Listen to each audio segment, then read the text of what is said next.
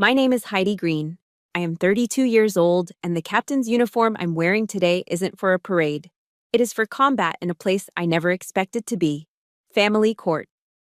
My father, the wealthy man sitting on the other side of the aisle in a shiny Italian suit, just turned to his young mistress and smirked when he saw my mother sitting curled up alone, without a lawyer. He thinks his money has finally crushed her. But that smile vanished the exact moment the heel of my military boot struck the hardwood floor with a sharp, steel-like clack. I stood at attention, looked the judge dead in the eye, and declared clearly, "Your Honor, I, Captain Heidi Green, will be representing her." My father calls me a useless tin soldier because I don't know how to make money like he does. But he forgot one thing. The Army taught me how to hunt down enemies, and the file I am gripping in my hand right now contains secrets he thought were buried forever. Please comment justice and subscribe to the channel if you believe that no hardworking mother deserves to be betrayed. Here's how I taught my father a lesson about honor. The parking lot of the county court in Ohio was gray and freezing this morning, perfectly matching the color of my mother's mood. She sat huddled inside her 2010 Ford Taurus, the engine idling roughly. Her thin hands were clasped together so tightly that her knuckles had turned completely white. Mom was wearing a brown wool coat that was fraying at the shoulders, a coat I remember her buying on clearance at Walmart 5 years ago. She stared out the foggy window, watching as a sleek black Porsche Cayenne pulled into the reserved spot across the lot. My father stepped out, looking like $1 million. "Heidi," Mom's voice trembled, barely a whisper. "He has an entire team of lawyers. He told me he would crush me into dust if I dared to ask for a division of assets. Maybe we should just go home, honey. I don't need the money. I just want peace. I just want to be left alone." I reached over and took her freezing hand in mine. Her skin felt rough against my palm, covered in calluses, the physical receipts of 30 years of hard labor she spent building my father's career. My chest tightened with a mix of sorrow and rage, but I knew I wasn't allowed to be weak right now. "We aren't going anywhere, Mom," I said softly but firmly. We walked into the courthouse lobby. The smell hit me instantly, that specific mix of old oak wood, floor wax, and stale coffee that fills every government building in the Midwest. Across the hallway, my father, Robert Bob Green, was standing there, laughing loudly. He was wearing a custom-tailored Armani suit that probably cost more than my mother's car. Next to him was Tiffany. She's only 26, just a few years older than me. She was glued to her iPhone, scrolling through Instagram and chewing gum with her mouth open, looking bored. She represented everything my mother wasn't: flashy, expensive, and hollow. When Bob saw us approaching, the laughter died in his throat. The smile was replaced by that familiar, arrogant sneer. He didn't look at me.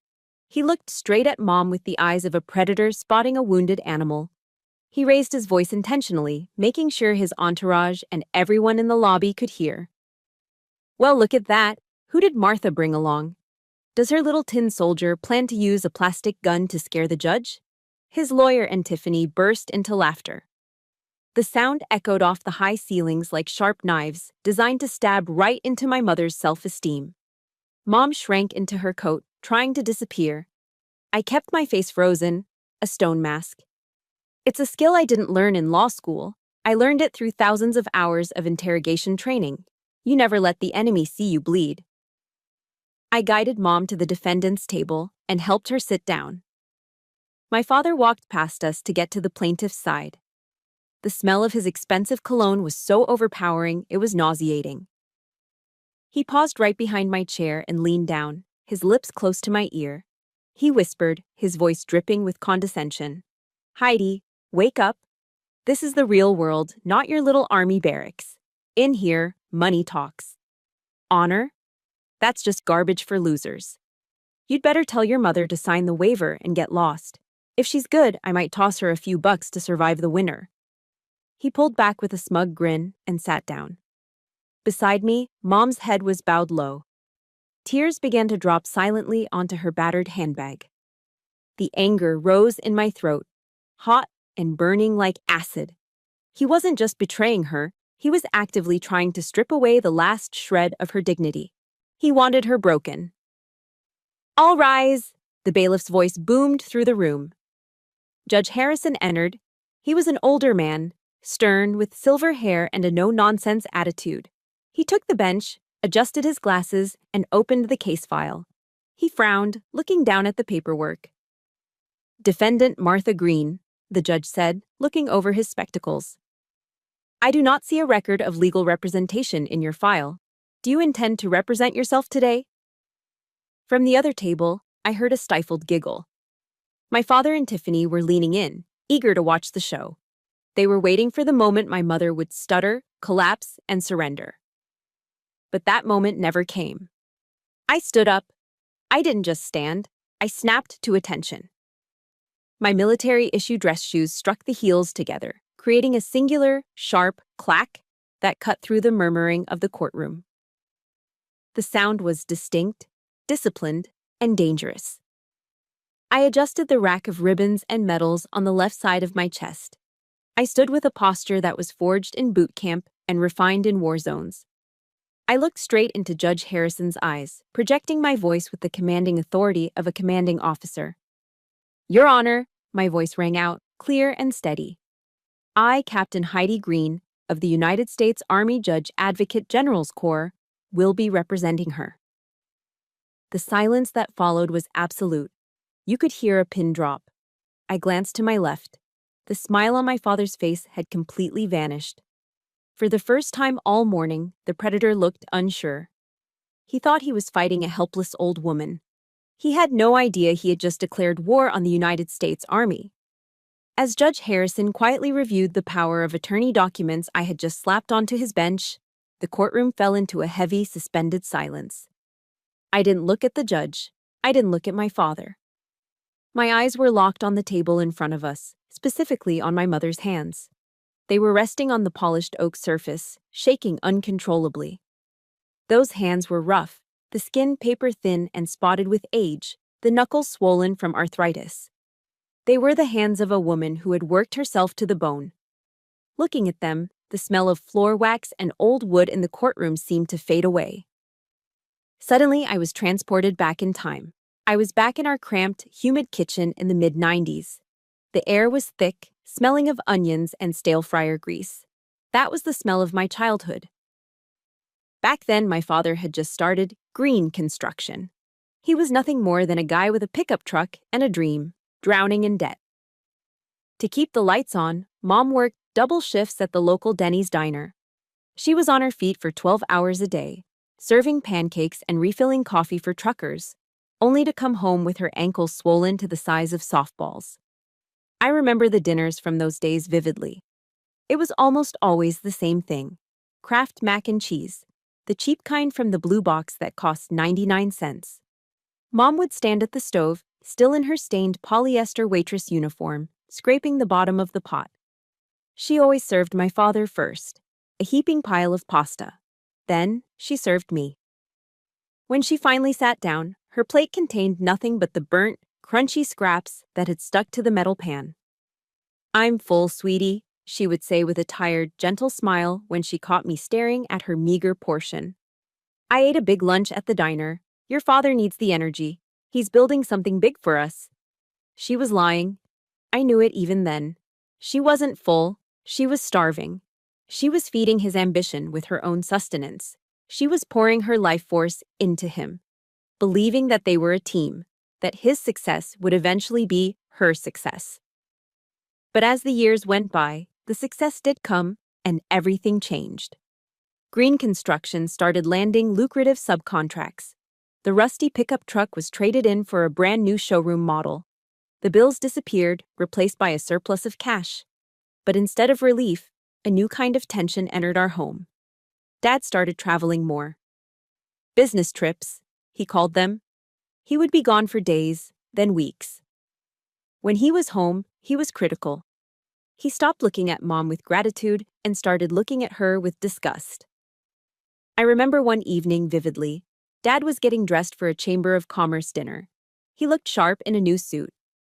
Mom came out of the bedroom wearing her best dress, a floral print she had bought at a department store sale.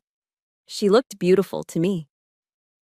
Dad just sighed, a sound of pure exhaustion and annoyance. Martha, look at you, he grumbled, adjusting his tie in the mirror without making eye contact. You look tired. Look at the other wives, my partner's wives. They smell like expensive perfume. They look polished. You always have that smell. Like grease and dish soap. Honestly, it's embarrassing. You're making me look bad. He didn't hit her. He didn't have to. Words like that leave bruises that never heal. I watched Mom shrink into herself. That night, she didn't argue. She just went into the bathroom and locked the door. I sat outside in the hallway and listened to the water running. She was in the shower for an hour. She scrubbed her skin raw, turning it red and irritated, desperately trying to wash away the smell of labor that her husband had once been so thankful for. She didn't understand that he didn't hate the smell of grease. He hated the reminder of where he came from. She was a living artifact of his poverty, and he wanted to erase her. The ultimate betrayal, however, didn't happen in the kitchen or the bathroom. It happened on Christmas Eve. I was 18 years old, fresh out of Army boot camp. I had just come home on leave, exhausted but excited to sleep in my own bed and eat a real family meal. I walked through the front door expecting the smell of roast turkey and the sound of Christmas carols. Instead, I was greeted by the sound of my mother sobbing in the master bedroom. I ran upstairs, my heart pounding. Mom was sitting on the edge of the bed, holding a stack of papers. Dad was packing a suitcase.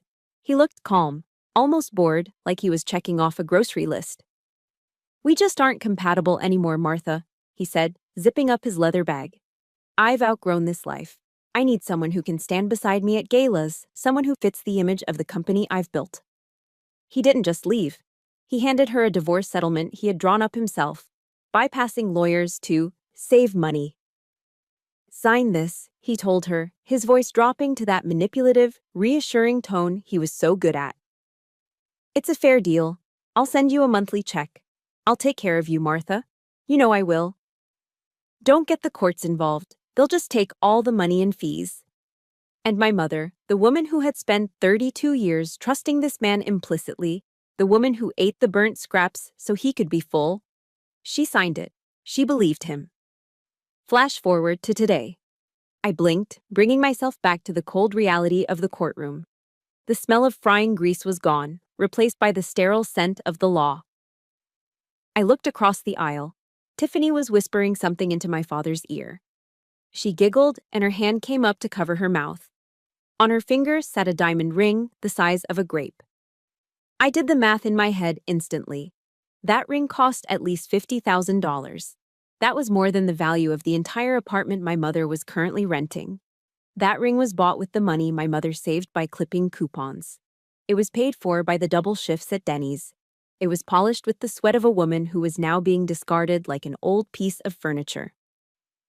It is a phenomenon sociologists call starter-wife syndrome. The woman supports the man through the struggle, builds him up, and manages the home so he can focus on his career. Then, once he reaches the summit of the mountain she helped him climb, he pushes her off the edge and pulls up a younger, fresher woman to enjoy the view.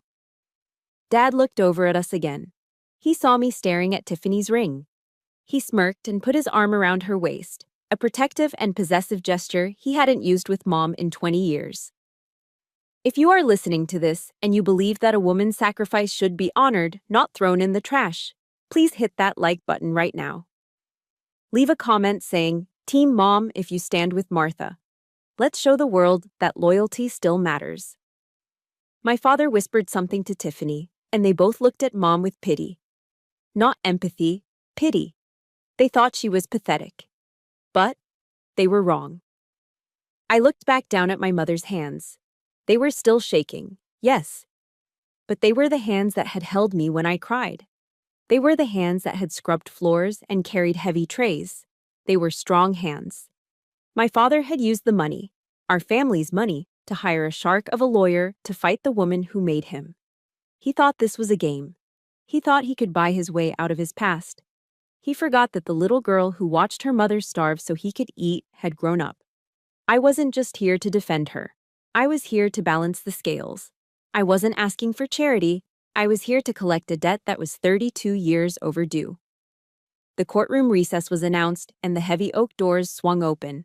I watched my father strut out into the hallway, flanked by his legal team like a general leading a parade. He didn't look back at me. To him, I was invisible. Or worse, I was an embarrassment.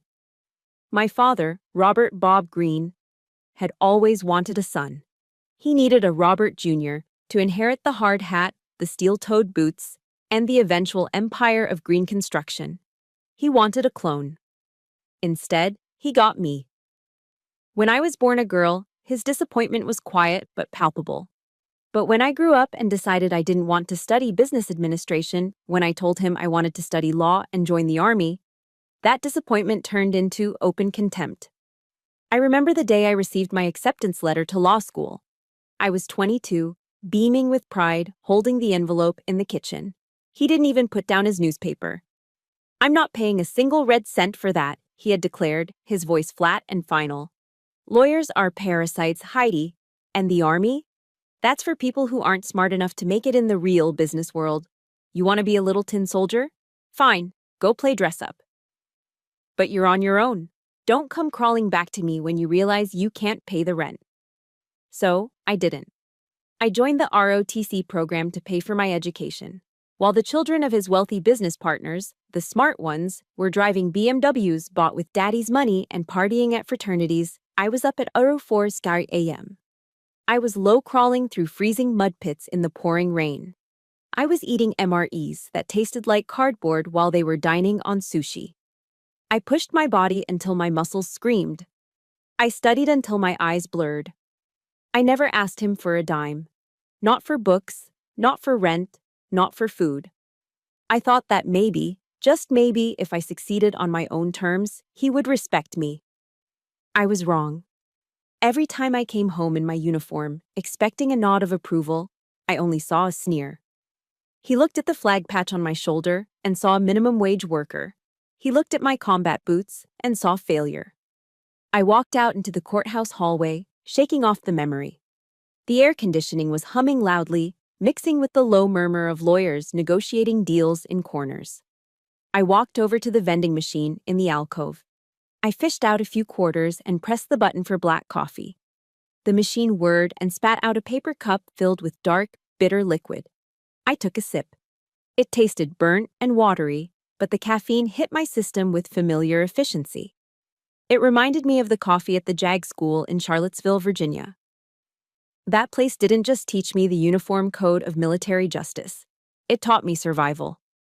My father thinks the law is a series of loopholes designed to protect his profit margins. He thinks a contract is just a suggestion.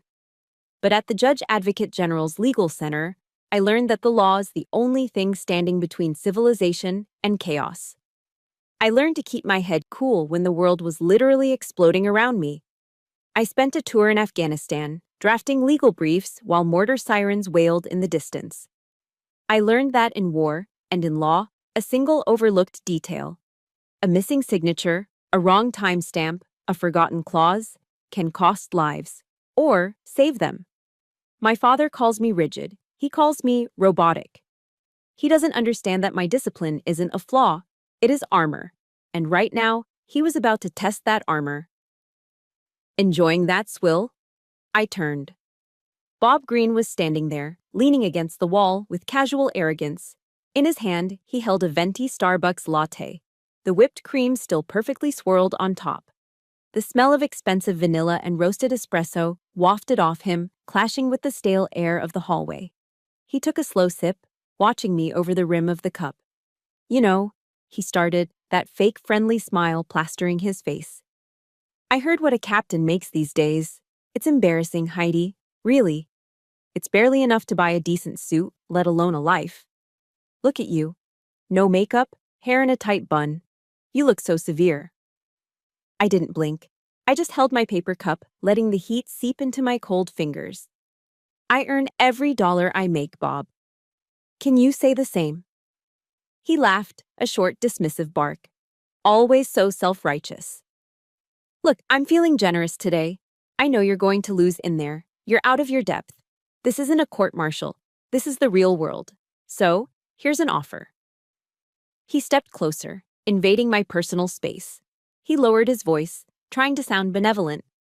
When this is over and your mother is out of the picture, come work for me. I need a new executive secretary. You're organized, I'll give you that. The pay is double what Uncle Sam gives you. You could finally afford to buy some lipstick, maybe get a makeover, start looking like a woman instead of a… whatever this is. He gestured vaguely at my uniform, his face twisted in distaste. The insult landed with precision. He wasn't just attacking my career, he was attacking my identity. He was telling me that my value lay solely in my appearance and my subservience to men like him. He thought he could buy my dignity with a salary bump and a tube of lipstick. He thought that, deep down, I was just a broke girl desperate for his validation. He expected me to get angry. He expected me to shout, to cause a scene in the hallway so his lawyer could use it against me. She's unstable, Your Honor. She has anger issues, but he forgot where I came from. The army breaks you down to build you back up with steel. I took a slow, deliberate sip of my bitter vending machine coffee. I let the silence stretch for 5 seconds.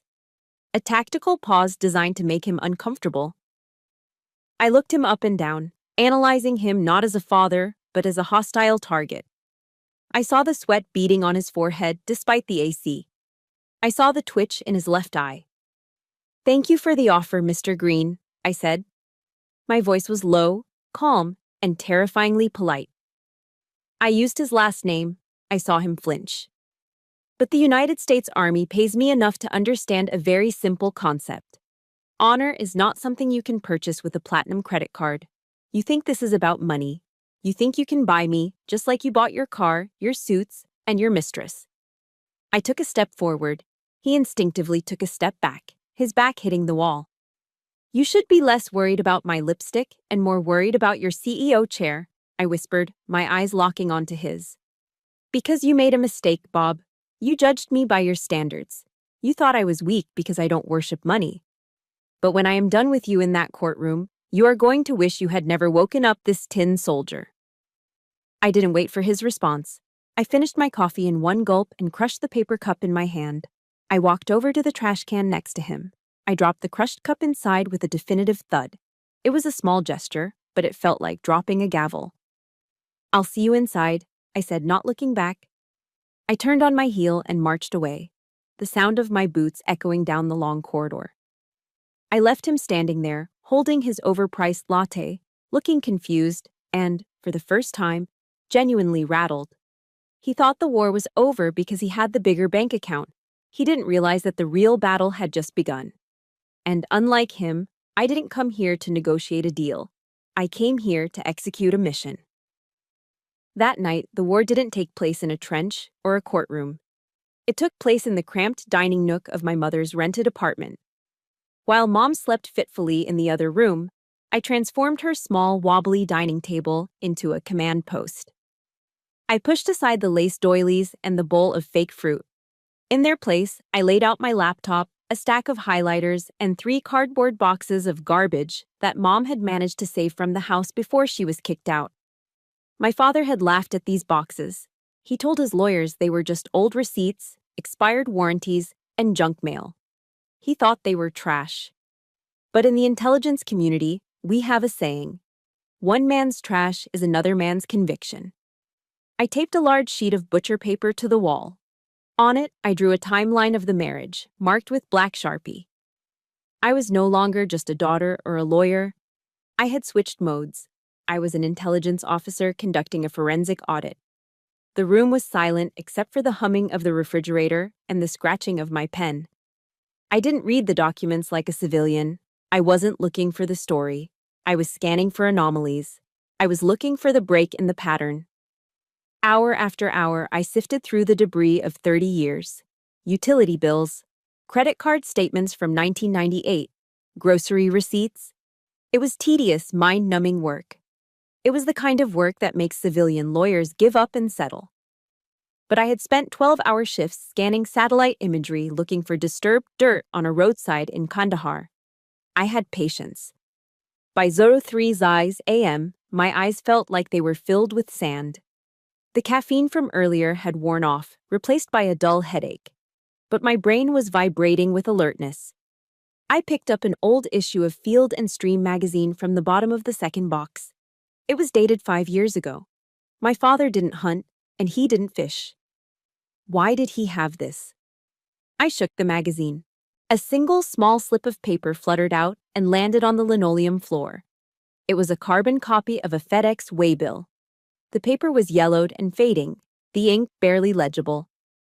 I squinted under the dim kitchen light. Sender, Robert Greene. Recipient, Blue Ocean Holdings, Limited. Location, Georgetown, Cayman Islands. My heart skipped a beat. A construction company in rural Ohio had absolutely no business sending urgent documents to a tax haven in the Caribbean. I rushed to the timeline on the wall. I checked the date on the FedEx receipt against my father's business travel calendar. May the 14th. On the calendar, it was marked as SE Region Builders Conference, Miami. I checked the next year. Another trip to Miami. Another FedEx receipt found in a stack of old bank statements, this time for a P.O. box in the Caymans. The pattern emerged from the chaos like a flare in the night sky. Miami wasn't the destination. Miami was the gateway. He was flying to Florida ostensibly for work, but he was using it as a jump-off point to move assets offshore. He was funneling money out of the country right under Mom's nose. I didn't sleep. As the sun began to rise, painting the sky a bruised purple, I opened my laptop. This was where being a federal officer gave me an advantage that Bob's expensive strip mall lawyers didn't anticipate. They were playing by local civil court rules. I was playing by federal rules. I drafted a federal subpoena. I didn't target the Cayman accounts directly. That would take months of international treaties and red tape. Instead, I targeted the intermediary bank in Miami that was listed on the wire transfer codes I found on the back of the FedEx slip. My father's lawyers were lazy. They were arrogant. They assumed my mother was just a country bumpkin who wouldn't know the difference between a 401k and a routing number. They hadn't scrubbed the metadata. They hadn't shredded the paper trail because they didn't respect their opponent. I attached my credentials to the digital subpoena. Captain, JAG Corps. This wasn't a request. It was a demand backed by the full weight of the United States government. When I clicked send, I felt a physical jolt of electricity run down my spine. It wasn't just satisfaction. It was the distinct, cold thrill of locking a target into a weapon system. This wasn't a warning shot. This was the coordinates for a precision airstrike. I waited.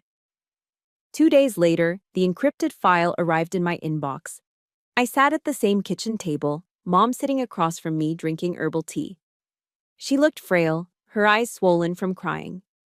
"Did you find anything, Heidi?" she asked softly. "Maybe we should just take the settlement offer. He said he'd give me $20,000. "Don't take the settlement, Mom," I said, my eyes glued to the screen. The PDF opened. As I scrolled through the transaction history, the blood drained from my face. It was worse than I thought. It wasn't just greed. It was cruelty.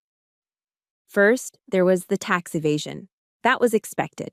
Millions of dollars funneled into shell companies registered to Tiffany Miller, his mistress. He was stripping the company of its assets so that on paper, Green Construction looked broke. Then, there was the 401k. The retirement fund that Mom and Dad had contributed to for 30 years, the money meant for their old age, had been drained.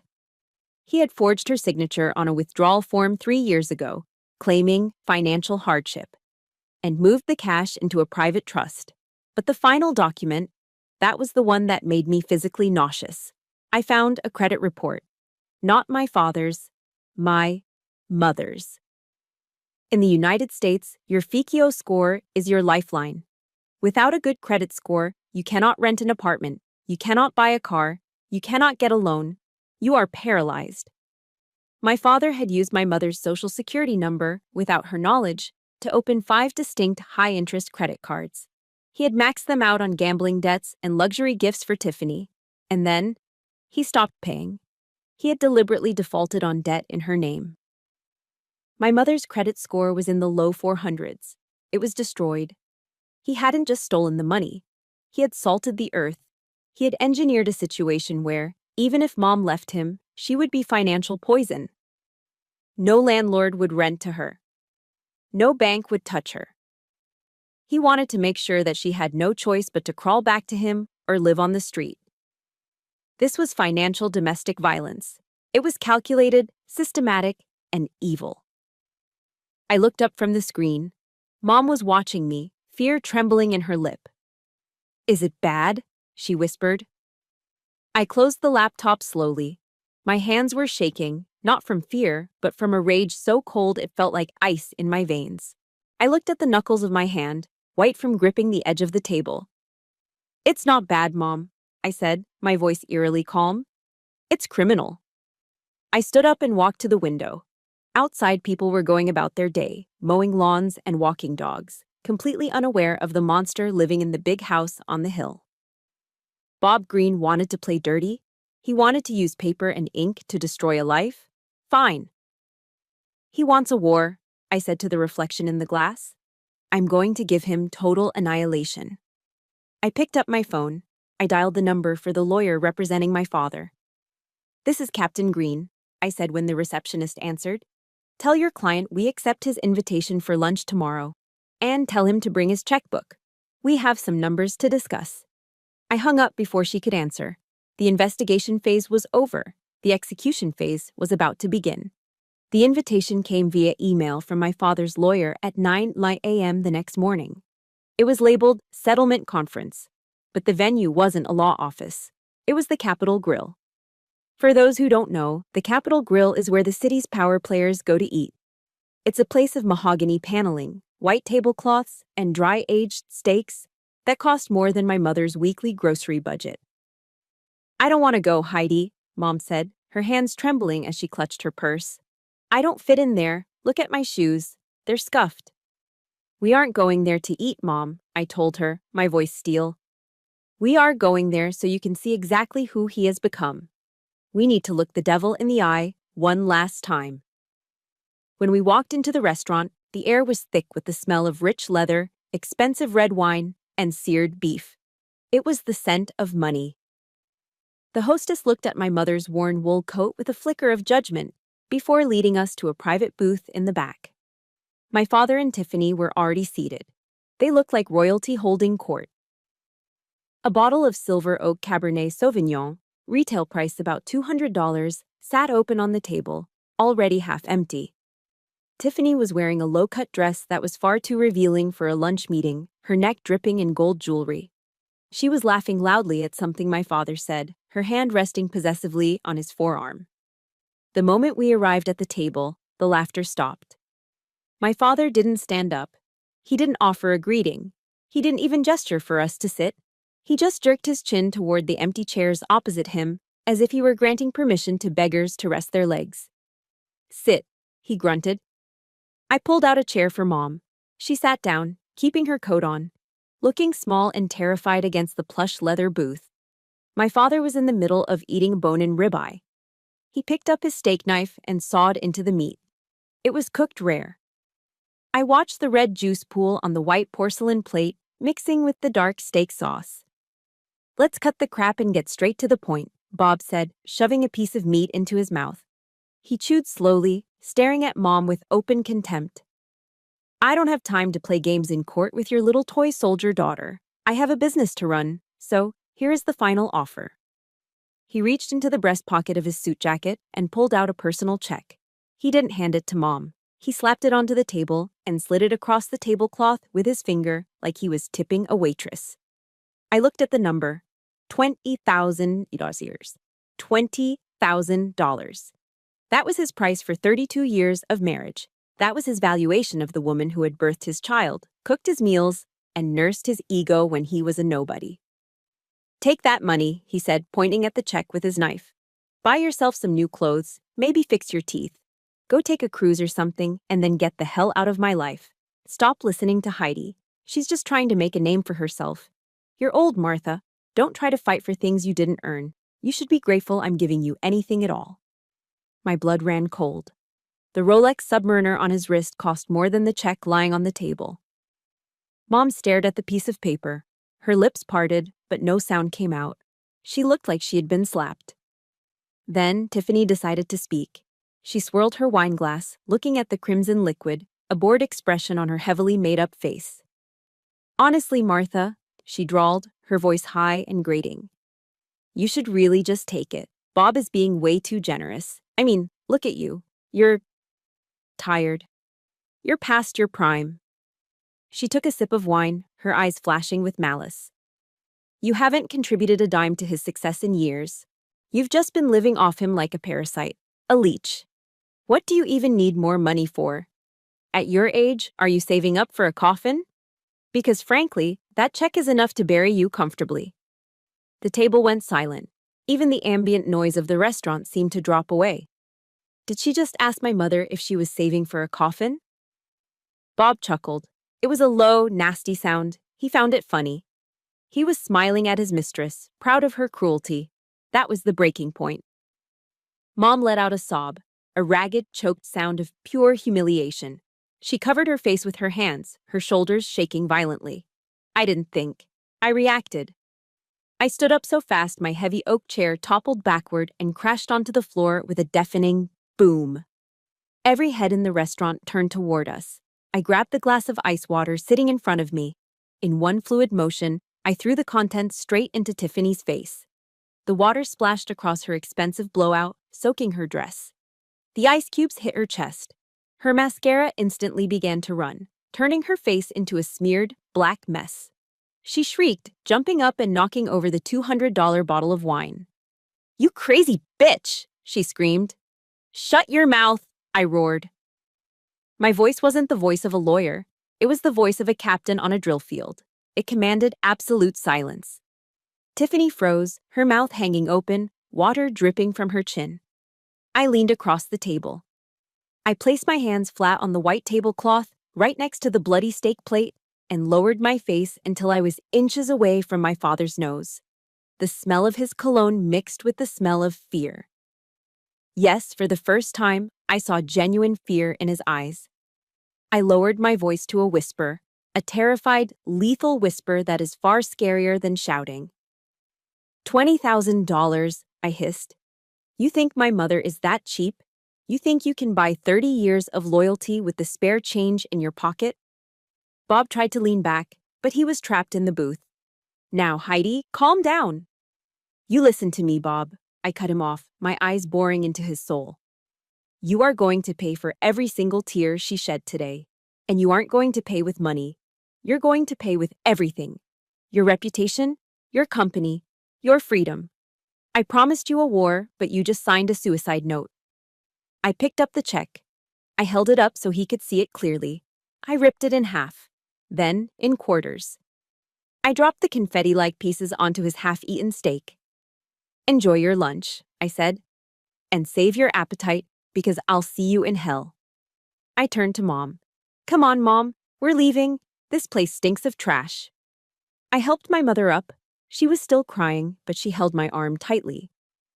We walked out of the Capitol Grill with our heads held high, leaving Tiffany screaming at the waitstaff for a towel and my father sitting in stunned silence, staring at the torn pieces of paper melting into his meat sauce. I felt a surge of adrenaline, a victorious rush. But as we stepped out into the cool afternoon air, I didn't know that the stress of that lunch had already done irreversible damage. I didn't know that the war I had just declared was about to take a casualty before the sun even went down.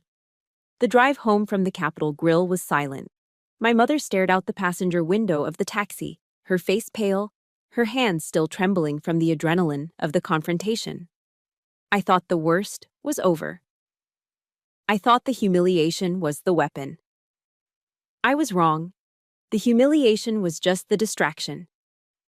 The real weapon was much quieter and far more deadly. We got back to the apartment around 8 p.m. Mom said she felt tired. She complained of a dull ache in her left arm and a tightness in her jaw, but she dismissed it as stress. I just need to sleep, Heidi, she said, shuffling toward her bedroom. That lunch, it took everything out of me. 10 minutes later, I heard a crash. I ran into the hallway. Mom was on the floor, clutching her chest, gasping for air like a fish out of water. Her skin had turned a terrifying shade of gray. Mom! I screamed, sliding across the floor to her side. Chest, elephant, sitting on. She wheezed, her eyes wide with primal terror. I didn't panic. Panic gets people killed. My army training kicked in instantly. I pulled my phone out and dialed 911. Emergency, what is your location? 3542 Oak Street, apartment 4B, 58-year-old female, suspected cardiac arrest. I am starting CPR. I put the phone on speaker and positioned my hands over her sternum. Stayin' alive. That's the rhythm they teach you. Push hard, push fast. I pumped her chest, counting out loud, ignoring the sickening crunch of cartilage. Come on, Mom. Stay with me. Don't you dare leave me. Not like this. The sirens cut through the night air, getting louder and louder until they drowned out my own counting. Then came the heavy footsteps of the paramedics, the static of radios, the chaotic flash of red and blue lights bouncing off the cheap apartment walls. They loaded her onto the gurney, hooked her up to monitors that beeped frantically, and rushed her out. I jumped into the back of the ambulance, holding her hand. It was ice cold. Hold on, Martha, I whispered, pressing her hand against my cheek. We're going to be okay. We arrived at County General Hospital. The emergency room was chaos, a whirlwind of shouting doctors, beeping machines, and the sharp chemical smell of antiseptic that sticks to the back of your throat. They wheeled Mom behind the double doors of the trauma unit. I was stopped by a nurse. Ma'am, you have to stay here. Go to the registration desk. I stood there for a second, watching the doors swing shut, swallowing the urge to fight my way in. I took a deep breath, wiped the sweat from my forehead, and walked over to the triage desk. The administration lady looked tired. She typed my mother's name into the computer system. Green, Martha, date of birth, June 12, 1966. Okay. She stared at the screen. She frowned. She typed something else, hit enter, and frowned deeper. She looked up at me, her expression shifting from bored to sympathetic. Ms. Green, I'm sorry to tell you this, but the system is flagging her insurance as inactive. That's impossible, I said, my voice shaking. She's covered under my father's policy, Blue Cross Blue Shield. It's a platinum plan. I see the policy number here, the woman said, turning the monitor slightly so I couldn't see the details. But it shows a status change. The primary policyholder, Robert Green, removed her as a dependent effective today. I felt the blood drain from my face. What time? She clicked a tab. The timestamp on the cancellation is 5:02 p.m. My knees almost gave out. I had to grab the counter to steady myself. 5:02 p.m. That was exactly 20 minutes after we walked out of the restaurant. He didn't just get angry. He didn't just go home and drink. He pulled out his phone, called his broker, and executed a kill order. He knew Mom had a history of high blood pressure. He knew the stress of a divorce could trigger a health crisis. And he deliberately, surgically, cut her lifeline. In America, the emergency room is required to stabilize you, yes.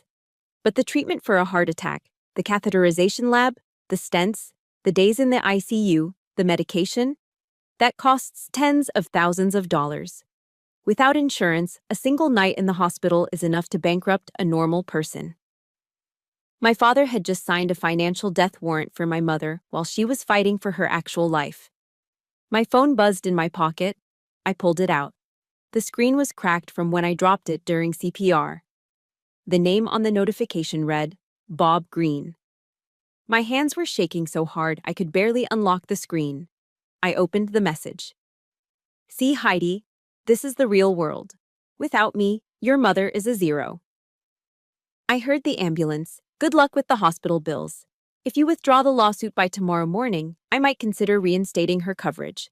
This is a lesson about real power. I stared at the words. The cruelty was so absolute, so calculated, it didn't feel human. He wasn't a father. He wasn't a husband. He was a terrorist. He was holding my mother's beating heart hostage to save his bank account. I looked up. Through the glass partition of the waiting room, I could see the doctors working on Mom. They were intubating her. A tube was going down her throat to breathe for her. She looked so small, so fragile. If you are listening to this and your blood is boiling right now, If you believe that using a sick woman's life as leverage is the act of a monster, please hit that like button. Leave a comment saying, "No mercy," if you think I should take him down. I need to know you've got my back. I gripped my phone. I squeezed it until my knuckles turned white, until the glass screen protector splintered under the pressure of my thumb. Tears dried up instantly. The fear I felt in the ambulance evaporated. In its place, a cold, dark fire ignited in the center of my chest. It was the same feeling I had before a combat patrol. Focus, clarity, lethality. I thought about the soldier's creed. We recited it every morning in basic training until it was burned into our DNA. I will always place the mission first. I will never accept defeat. I will never quit. I will never leave a fallen comrade. My mother was my fallen comrade. She had taken bullets for me her whole life. She had starved so I could eat.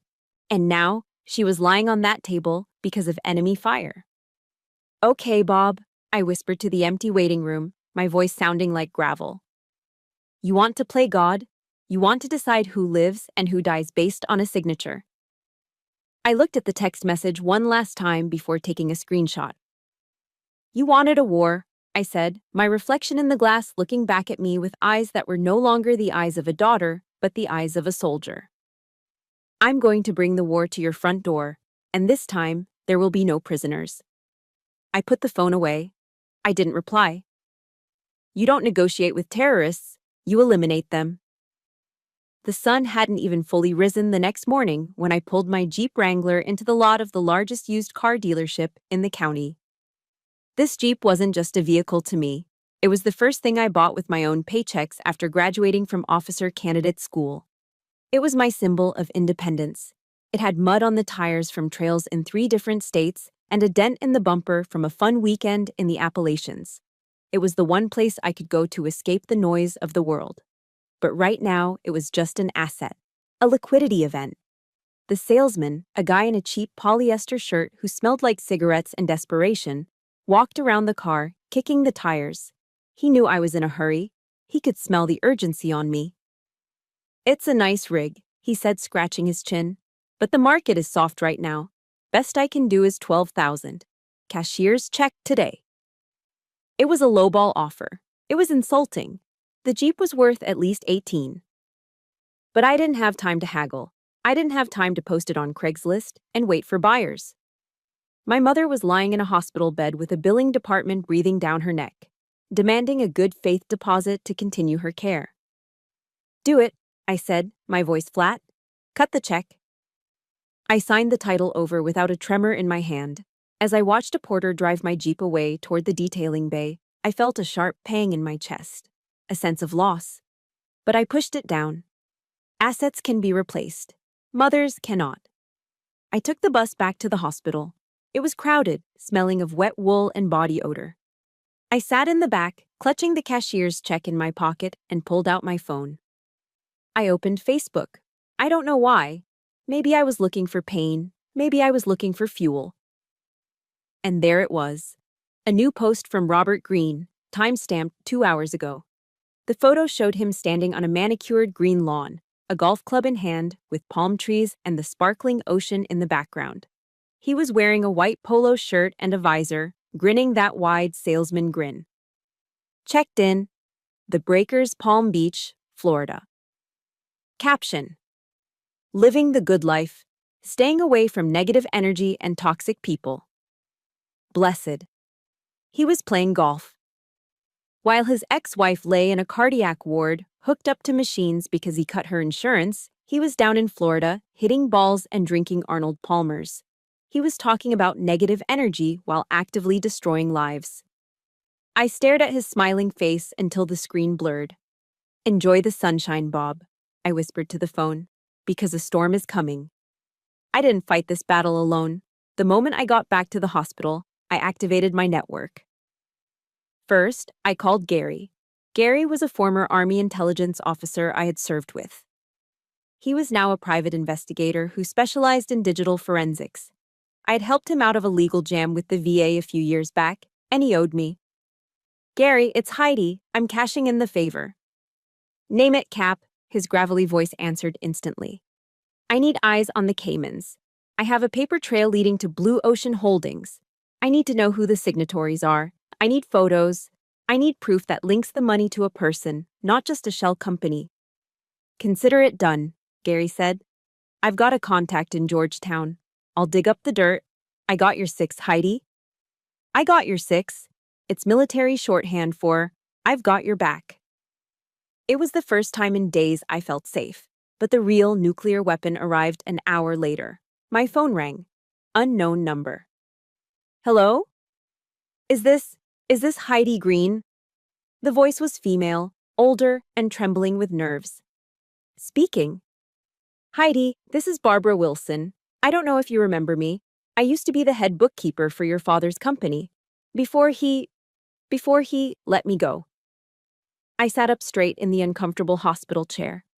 I remember you, Mrs. Wilson. You gave me cookies when I visited the office as a kid. I saw the news, she said, her voice dropping to a whisper.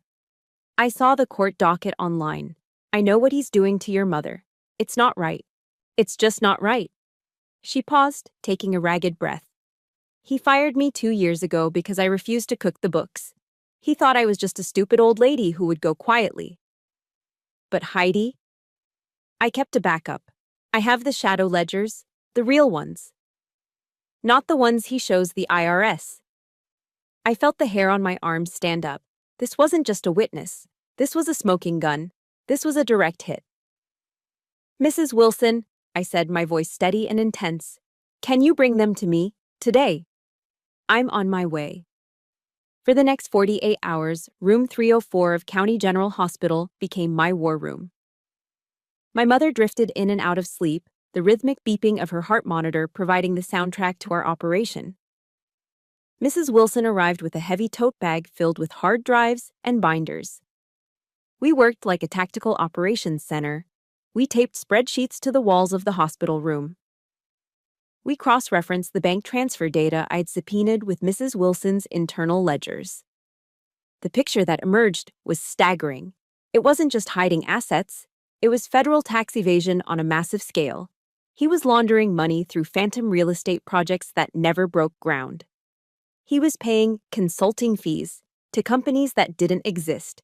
He was embezzling funds from the company to pay for Tiffany's lifestyle, classifying diamond necklaces as office supplies. Every page we turned was another nail in his legal coffin. I stopped looking at him as my father. He was a target. He was a hostile entity that had engaged in financial terrorism. I drafted my closing arguments. I practiced my cross-examination questions in the bathroom mirror while nurses changed my mother's IV fluids. I prepared for every lie, every deflection, every excuse he might use. I wasn't preparing for a trial. I was preparing for a public execution. On the night before the final hearing, the hospital room was quiet. I sat by the window, polishing the brass buttons on my Army service uniform. Mom stirred. She opened her eyes, looking at me with deep, sunken sockets. She looked so tired, but the fear was gone. Heidi, she rasped. You don't have to do this. I'm scared, honey. He's powerful. He knows people. I don't want him to ruin your career. I put down the polishing cloth. I walked over and took her hand. It was warmer now. Mom, I said gently, he doesn't have power. He has money. There is a difference. And tomorrow? Tomorrow, you aren't going to bow your head to him ever again. We are going to take back everything. Not just the money. We are taking back your honor. She squeezed my hand weakly and closed her eyes, trusting me. I stood up and went to the small closet in the corner of the room. I took out my Class A uniform, the dark blue jacket, the crisp white shirt, the gold stripes on the sleeves. I put it on slowly, deliberately. I fastened every button. I adjusted my tie. I pinned my rack of ribbons to my chest. Medals earned for service, for excellence, for doing the hard things when no one was watching. I stepped in front of the full-length mirror on the back of the bathroom door. The woman looking back at me wasn't the useless tin soldier my father mocked. She wasn't the little girl who was rejected for not being a boy. She was Lady Justice. She held a sword in one hand and a scale in the other. And she was ready to bring the hammer down. I smoothed the fabric over my shoulders. I checked my watch. 06 hours. Time to go hunting, I whispered to the reflection. I grabbed the thick file containing Mrs. Wilson's ledgers and the photos Gary had just emailed me from the Caymans. I walked out of the hospital room, leaving my mother sleeping safely, and marched toward the elevators. The click of my polished shoes on the linoleum floor sounded like the ticking of a clock. My father's time had just run out. Court is now in session, the Honorable Judge Harrison presiding. The bailiff's voice boomed, signaling the beginning of the end. I watched my father walk to the witness stand. He didn't walk like a man facing judgment. He walked like he was strolling onto a yacht. He adjusted his silk tie, smoothed the lapels of his Armani suit, and shot a confident wink at Tiffany in the front row. She giggled, flashing a thumbs up. They thought they had already won. His lawyer, a slick man named Mr. Sterling, whose smile looked like it was bought at a discount dealership, had just finished a 40-minute presentation. It was a boring, pitiful sob story about how green construction was suffering from market volatility, claiming my father was barely scraping by and had zero liquid assets to split with my mother. It was a good performance, but now it was my turn. Your witness, Captain Green, the judge said, looking at me with a mixture of curiosity and skepticism. I stood up. I didn't bring a stack of papers. I brought a single thin sheet of yellow legal pad paper. I walked to the podium, placing my hands on the wood. Mr. Green, I began, my voice deceptively soft. You have just sworn under oath to tell the truth, the whole truth, and nothing but the truth. Is that correct? I did, Bob said, leaning back comfortably in the chair. And you have stated to this court, under penalty of perjury, that the financial affidavit you submitted, listing your total assets at less than $100,000, is accurate and complete? Bob smiled, that condescending smirk that used to make me feel small. That is correct. The economy has been tough, sweetheart. I'm a law-abiding citizen. I've declared everything I own. Click. The trap was set. He had just committed perjury on public record. I see, I said, stepping away from the podium. I started to pace slowly in front of the witness stand, like a shark circling a swimmer who doesn't know there is blood in the water. Then how do you explain your travel schedule, Mr. Green? According to your company credit card statements, you have visited Miami, Florida, 12 times in the last 18 months. Bob shrugged. I have business partners in Miami. Networking, it's part of the job. Networking, I repeated. And these trips? They were fully paid for by the company? First-class flights? 5-star hotels? Of course, you have to spend money to make money. I stopped pacing. I looked at my mother, who was sitting at the defense table in her old coat. So, while you were spending money to make money in Miami, are you aware that your wife was using coupons to buy expired bread at the grocery store because you limited her allowance to $50 a week? Bob sighed, rolling his eyes theatrically for the benefit of the judge. That's business, Heidi. You've been in the army too long. You don't understand how the corporate world works. It's complicated. The courtroom murmured. Even the court stenographer looked up, disgusted by his tone. Judge Harrison's brow furrowed. He didn't like being talked down to, and he certainly didn't like witnesses insulting military officers in his courtroom. You're right, Mr. Green, I said, my voice hardening. I might not understand business the way you do. I walked back to my table.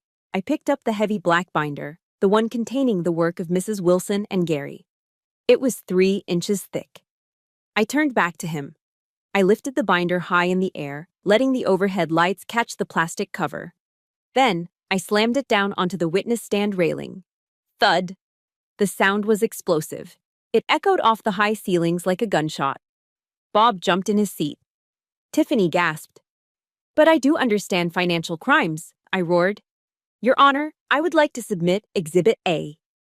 I ripped the Velcro tab open and pulled out a stack of enlarged documents. This, I held up the first page, is a bank statement from the Cayman National Bank in Georgetown, Grand Cayman. It is for an account held by a shell corporation named Blue Ocean Holdings. Bob's face went from flushed to chalk white in a nanosecond. The arrogant smile simply dissolved. And this, I held up the second page, is the incorporation document for Blue Ocean Holdings. Mr. Green, do you recognize the signature at the bottom? I didn't wait for him to answer. I turned to the judge. The signature is dated May 14th, exactly 2 days before Mr. Green filed for divorce. And on that same day, a wire transfer of $2.5 million was made into this account.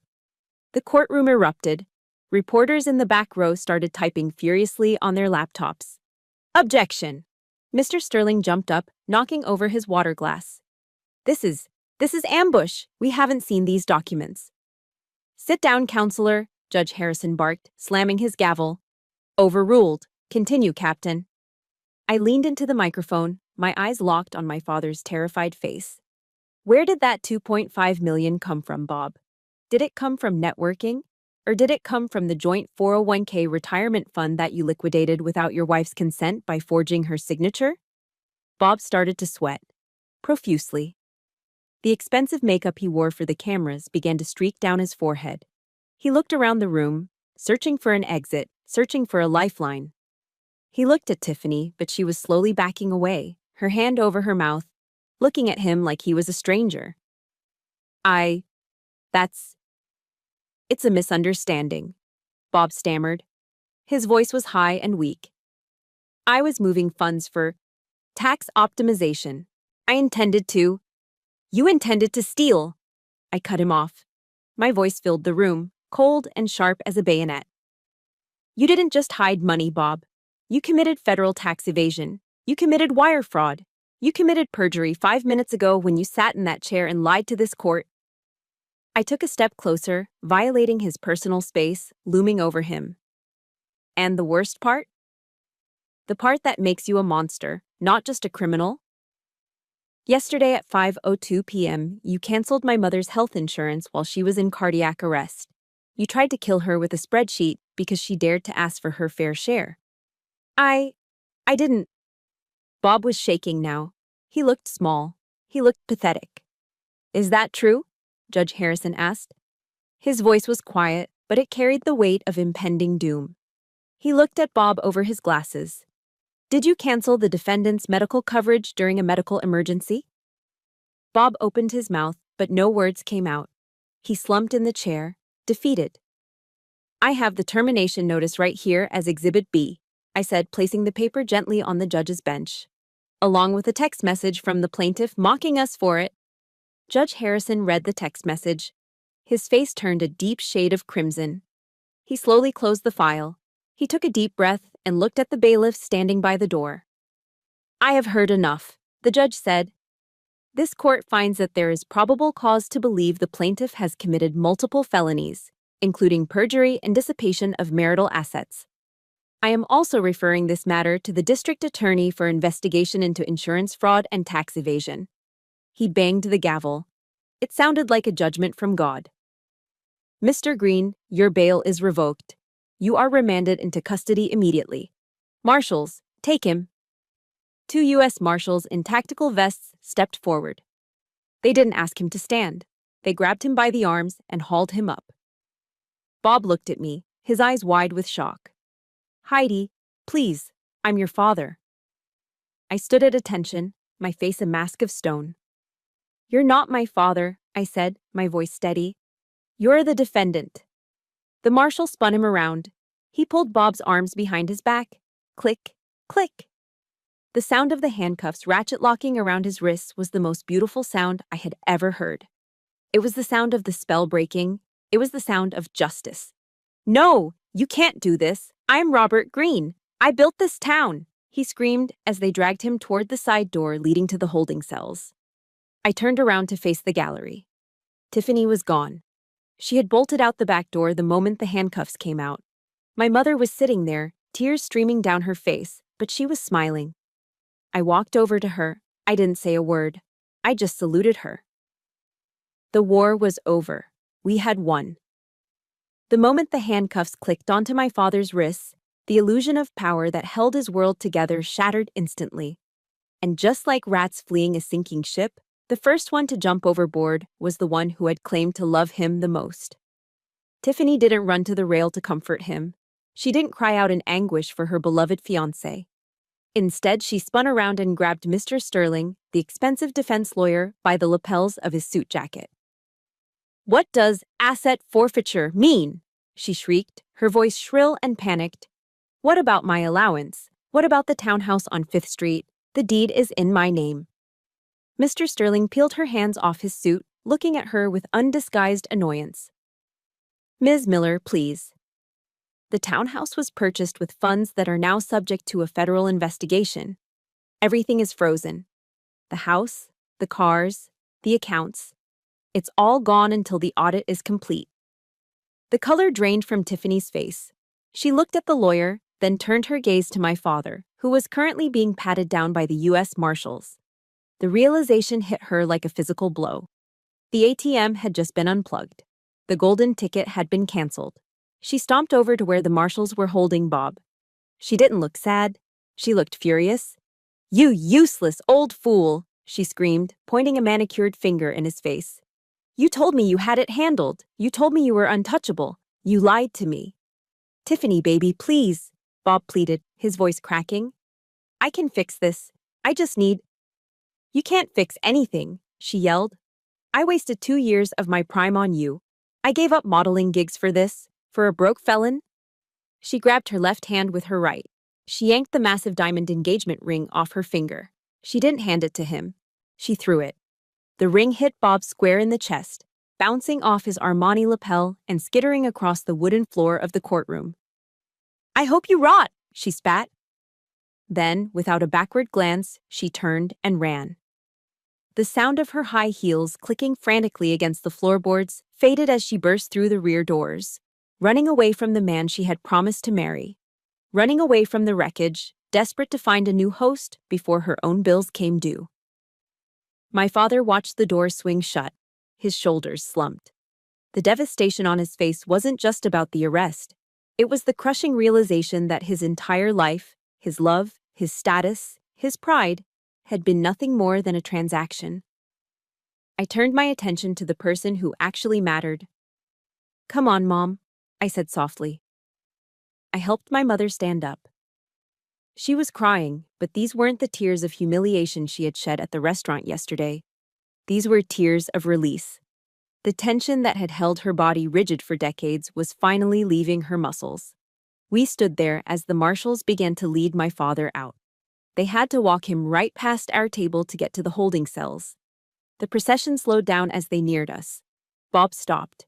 The marshal gave him a nudge to keep moving, but Bob planted his feet. He looked at Mom. Then, he looked at me. For the first time in my life, I didn't see the giant who built skyscrapers. I didn't see the tyrant who controlled the household with a checkbook. I saw a small graying man in a wrinkled suit, hands bound behind his back, terrified of what lay ahead. He looked old. "Heidi," he whispered. His voice was trembling. I didn't think you could do it. I didn't think you had it in you." I looked at him. I felt a strange emotion welling up in my chest. It wasn't hate. I had burned through all my hate in the last 48 hours. It was pity. I reached up and adjusted the brim of my service cap, ensuring it was perfectly straight. I looked him in the eye, not as a daughter seeking approval, but as an officer addressing a defeated adversary. "That was your mistake," I said calmly. "You underestimated the women of the Green family. You thought we were weak because we were kind. You forgot that kindness isn't a lack of spine." I can make this right," he stammered, desperation creeping in. "Heidi, tell them, I'm your dad." I shook my head slowly. "My father died a long time ago, the day he chose money over his family," I said. "You're just a defendant now. Goodbye, Robert." I used his first name. It severed the last thread connecting us. His eyes widened as the weight of that rejection landed. The marshal grabbed his arm. "Let's go, Mr. Green." They dragged him away. I watched until the heavy metal door clicked shut behind them, sealing him into the darkness he had created for himself. "Let's get out of here," I said to Mom. We walked down the long center aisle of the courtroom. I pushed open the double doors and we stepped out onto the front steps of the courthouse. The afternoon sun hit us instantly, warm and bright. The air smelled of rain on hot asphalt, the scent of a summer storm that had finally passed. Above us, the American flag on the courthouse pole snapped in the breeze, the red, white, and blue vibrant against the sky. Mom stopped. She closed her eyes and took a deep, shuddering breath. She filled her lungs completely, as if she were breathing for the first time in 32 years. "It's over," she whispered. "It's over, Mom," I said. She turned and hugged me. It wasn't a gentle hug, it was a desperate, bone-crushing embrace. She buried her face in the shoulder of my uniform and sobbed. "Thank you, Heidi. You saved my life. You really saved my life." I held her tight, staring out at the parking lot. I stroked her hair. "I've got you, Mom. I've always got you." We had won. Mom would get half of the true assets, the ones we uncovered. She would be secure, she would be safe. But as I stood there, I felt a hollow ache in the center of my chest. There is no joy in sending your own father to prison. There is no celebration in destroying your family tree, even if the roots are rotten. Justice had been served, but justice is a bitter medicine. It tastes like blood and regret. It was necessary, absolutely necessary. But it left a scar that I knew I would carry for the rest of my life. "Captain Green! Captain Green!" A voice called out from the bottom of the steps. It was Mr. Sterling, Bob's lawyer. He was jogging toward us, sweating, his tie loosened. "Wait up!" he panted. "Look, my client, he's willing to talk. Maybe we can cut a deal before the district attorney gets involved. If you drop the fraud charges, he can sign over the Florida property immediately. Let's not be hasty, right? It's family." I let go of Mom and stepped in front of her. I looked down the stairs at the man who, just yesterday, had sat eating steak while my mother was humiliated. "Family?" I repeated, my voice ice cold. "Yesterday, you watched him throw a check at my mother like she was a beggar. You didn't talk about family then." "That was just strategy," Sterling stammered. "Save your strategy for criminal court, counselor," I said. "You aren't negotiating with a daughter anymore. You're negotiating with the relentless machinery of the federal government. My evidence is already with the DA. There are no deals. There is only the law." I turned away from him, dismissing him completely. I looked at Mom. "Our ride is here." I waved down a yellow taxi that was idling at the curb. My Jeep was gone, sold to a stranger. Mom's Ford was dead in the driveway. We didn't own a car between us right now. But as I opened the taxi door for her, I felt richer than I had ever felt in my life. "Where to, ladies?" the cab driver asked as we slid into the back seat. Mom looked at me. "I don't know. Where do we go from here?"